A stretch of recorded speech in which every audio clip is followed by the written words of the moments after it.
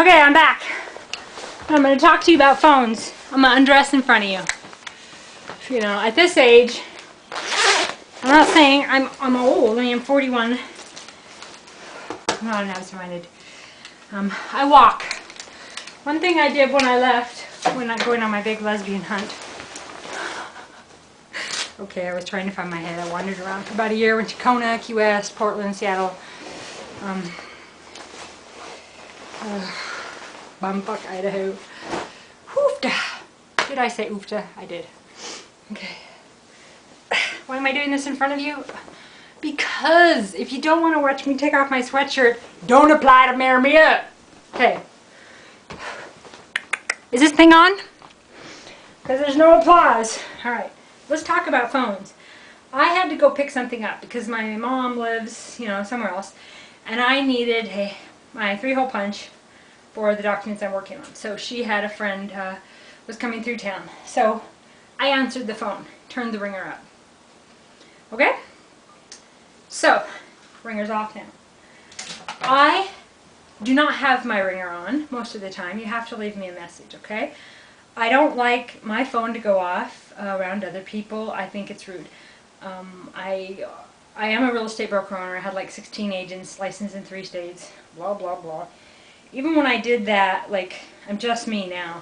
But when I did that, I carried my phone in the car and I would check my messages and call into the office, check for things.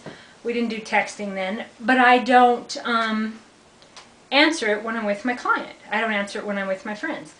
I don't get a text from my friend unless, there's a pregnancy, there's an emergency, there's something that's coming.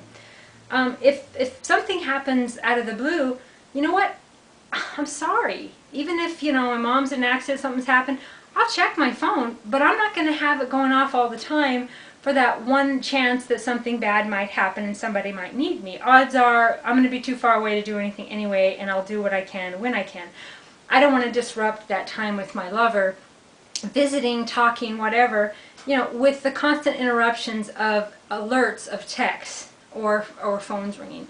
That's just me, and it's hard for me to be around. Like when I go into a room and I'm just there to visit the people in the room, and they're texting other people. They're there to visit each other, but they're texting other people.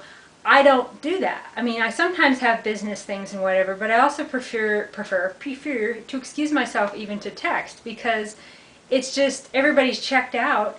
If everybody's going to be checked out, I'd rather be at home reading, writing, watching TV, walking, listening to my music, dancing, working out.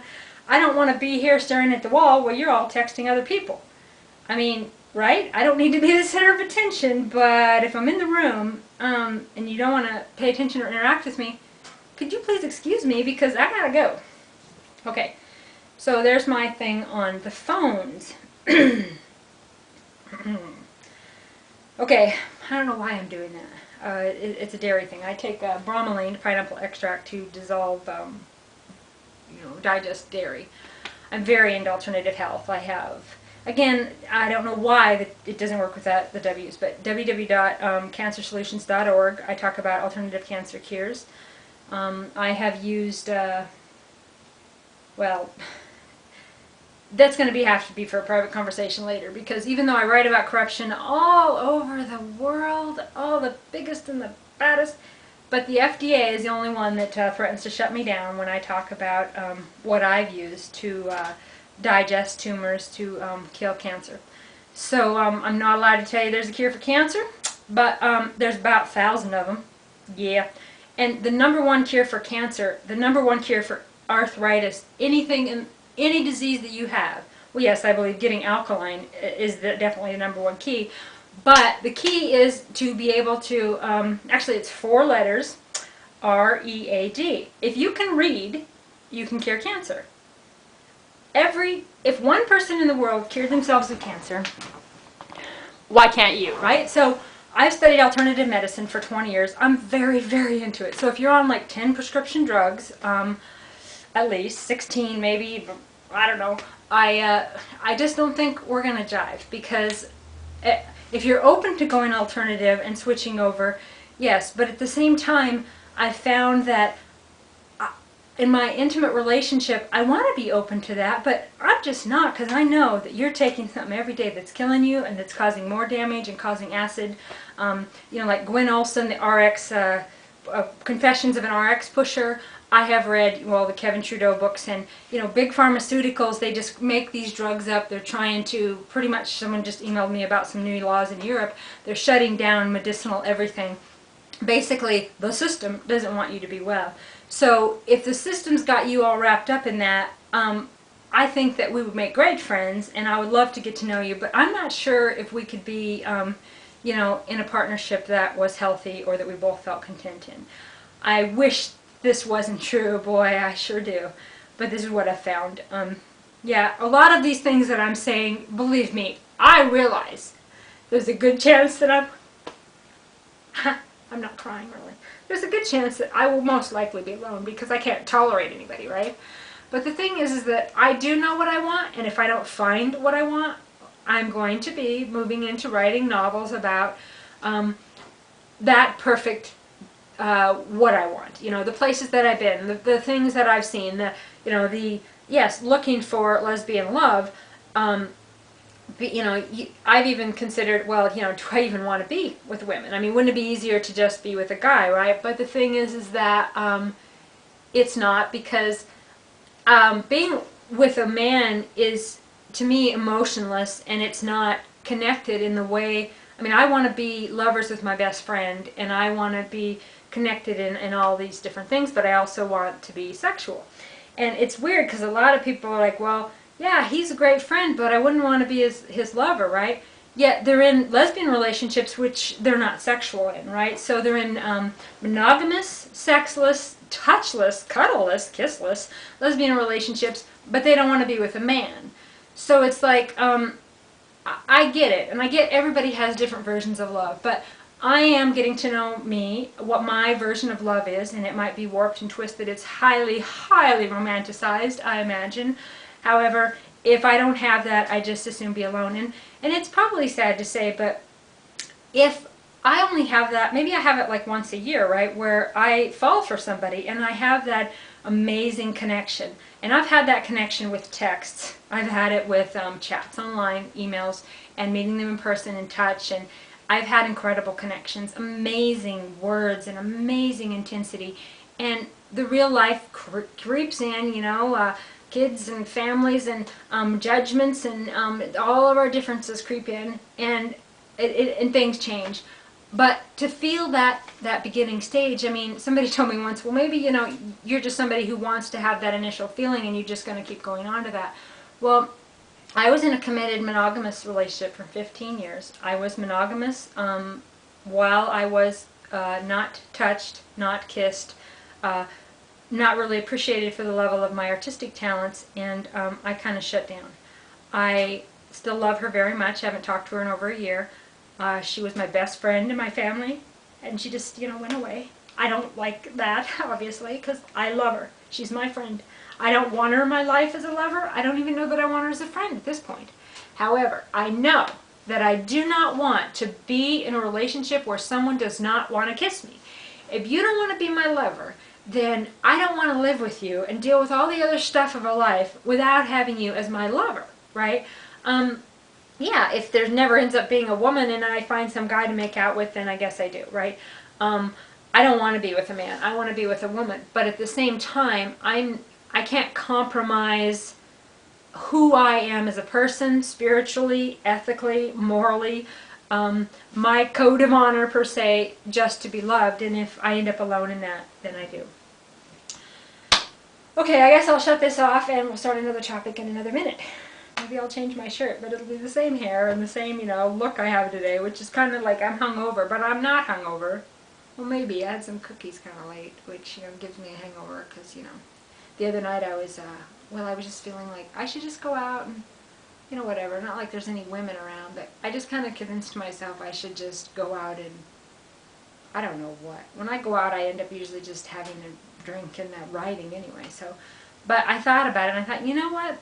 Authentically me would just rather get some chips and salsa and watch a movie and write at home by myself. I mean, with a lover would be nice, but if a lover was there, I mean, would a lover be irritated? I like to sometimes watch 2 or 3 movies at the same time.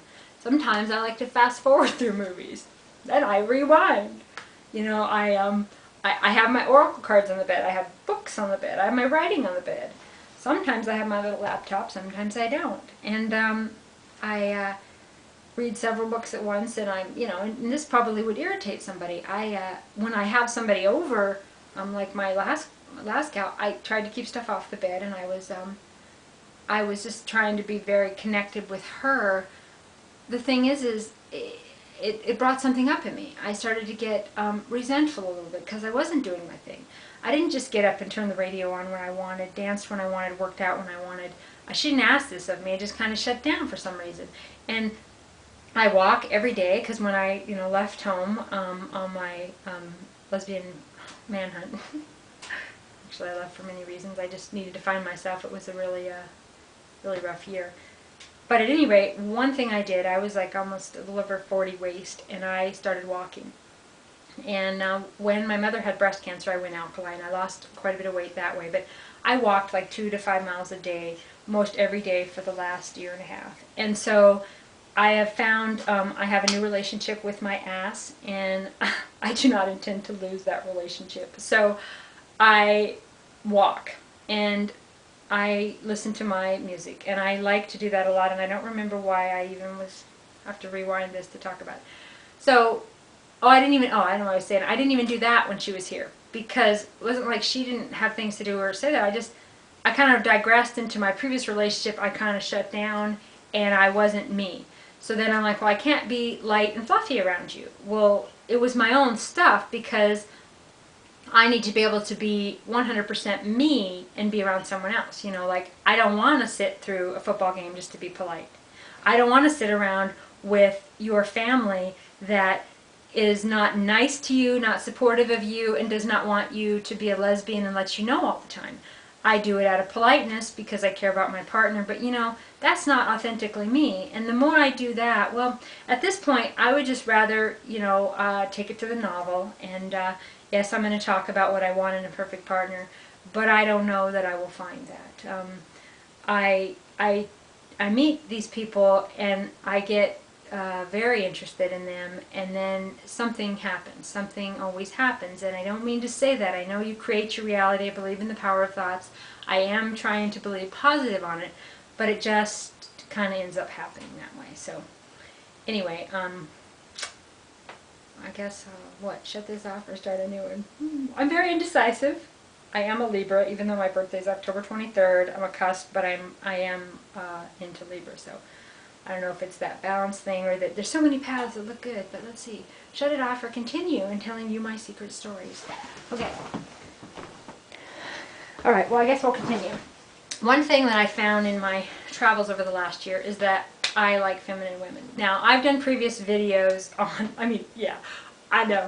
You guys are laughing at me, especially the butches out there that were emailing me a couple years ago. They're like, you know what, your hairline and whatnot, your butch. Well, I had the big permed hair, and I had bigger hair when I had my real estate office. This short hair thing is not what defines who I am at heart. It doesn't say, oh my God, you're more masculine or you're more feminine. It's hair, right? But yeah. So I realized that yes, I do like more feminine women.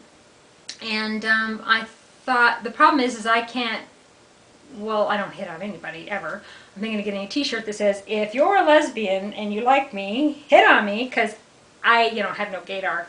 But women who dress, I don't know if it's because I'm from Montana or whatever, when they dress feminine, wear makeup, whatever, I can't put it to my head that they would even want me, because why would a woman that dresses feminine want a woman?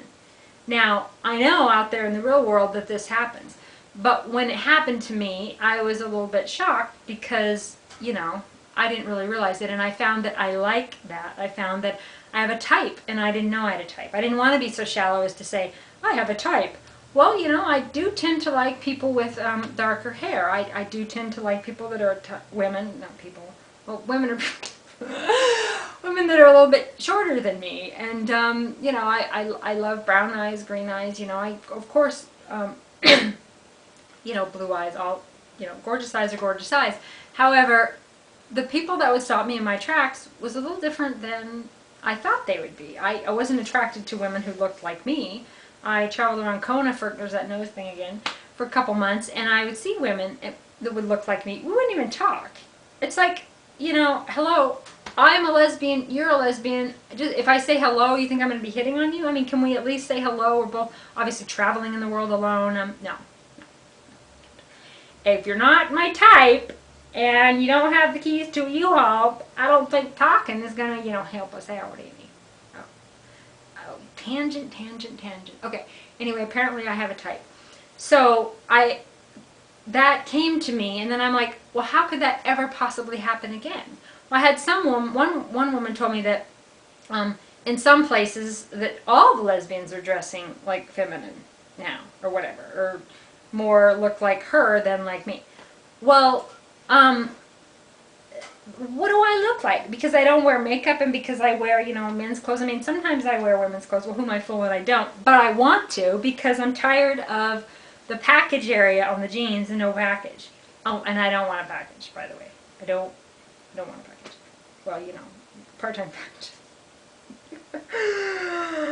If this is too much information, you can hit pause, stop, delete, whatever. Okay. Now, I forget what I was saying. Okay, so yes, I don't know how to meet these women, and I don't know how to talk to them even when I see them. I see couples, and I can't even say hello to couples because unless I know somebody that knows somebody that knows somebody, they won't even say hello to me when I see them out because it's like they're afraid, right? I had these friends, well, for a very short time. And one of them said she has burdens and boundaries, and that she's got straight friends, women friends, but she's not really allowed per se to have lesbian friends because her partner's afraid that she'll lose her or whatever. So, so insecure in their relationship that she can't have another lesbian even anywhere around her, or oh my God, she'll magnet to her and then that'll be over.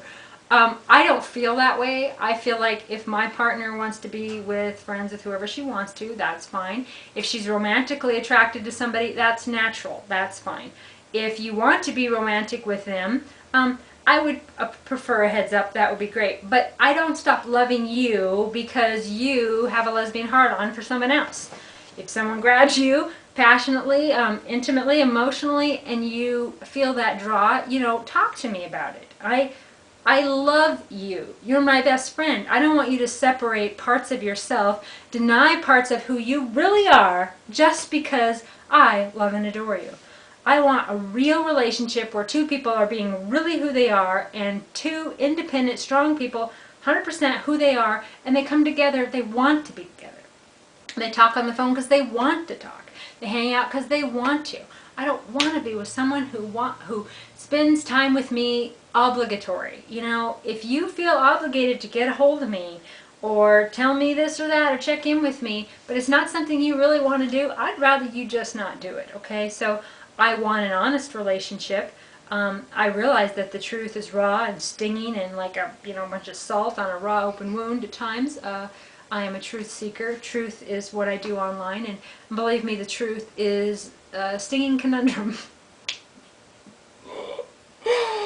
Oh, did I say that? Okay, and most people are vacuous to it. However, many people say, why would I want to know the truth? The truth changes your life. Yeah, I'm going to try not to cry again, but the truth changed my life, right? I know so much about how the system works, you know, bankruptcy courts, child protective services, you know, rape kits and GHB and, you know, high finance, the telecommunications industry and the stock market and the SEC lives and the big pharmaceutical corp. I know a lot. Yeah, kind of wish for one of those things in the Men in Black movie. You know, I kind of, some days I'd like to unknow, but I can never unknow. And if I really did have a genie in a bottle that said, would you really like to unknow? Well, if I unknow, then I leave all those victims in the dark, and that's not who I am. So if I never find a lover because of that, if I lose my life because of that, then so be it. That's my chosen path. There's nothing I can really do to undo it but to walk it proud. Even if I deleted my 400 blogs right now, I couldn't undo it because, you know, that's just the way the internet is. Plus, there's legal cases out there, and there's just tons of stuff. So I just have to walk it pridefully and continue what I'm doing. By that I mean I am, after this next case, going to be doing more creative writing because that's just what I want to do. and helping people more with alternative medicine cures and stuff like that, and less time on bringing down the dark corporations. I've done that work for about 3 years, and I get not necessarily voices in my head per se, but spiritual messages, and I know, that what I did was a spiritual calling. If you read The Shift, which is a combination of Cryon and some different other people, some channeled information, talks about some of the light workers, because I always considered myself a light worker, but I never really did that, like hands-on healing and stuff like that, but they said some of them are penetrating the foundation of the dark corporations, with little pinholes of light or whatever, and so that's kind of what I did. And I don't have any kids, and so it was easier for me to do it. I got pretty loud, pretty fast online, and like right now, if I said something, if you sent me a story and I said it, I could have it on, 40 blogs in a half an hour. They don't even know where to send the cease and desist now. And so, and with the cases that I've won, I pretty much have given a really good platform for folks, and I am proud of what I do. At the same time, it's been really hard. It's been tedious. I've worked 16 hours a day for years. I've had some women tell me, well, I couldn't be with you because you're on the internet too much. Well, when I spend time with my, why am I having trouble with my ex, the last gal I was with for the last year on and off, I wouldn't even really be on a computer. I didn't blog much at all. I wanted to, and I do like to write. I do miss that, but I don't need to. Like, I could work 16 hours a day. I do, quite often. But I don't have to, right? I couldn't do that for someone else. I can't stand a job working for somebody else. But my own business, I put in the hours. It's just what I do.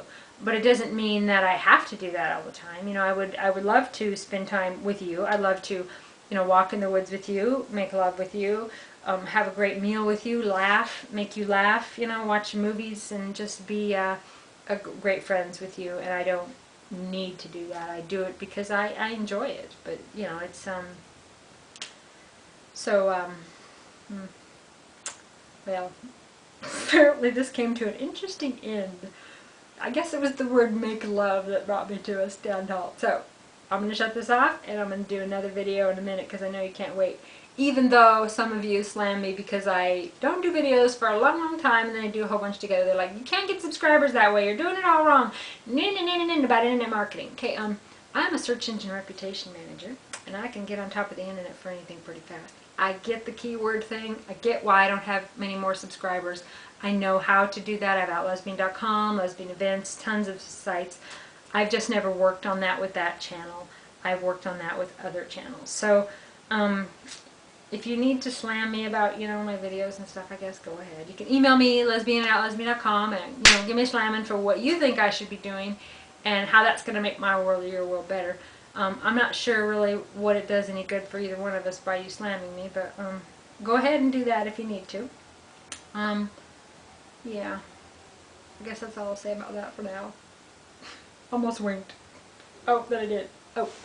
Alright, later.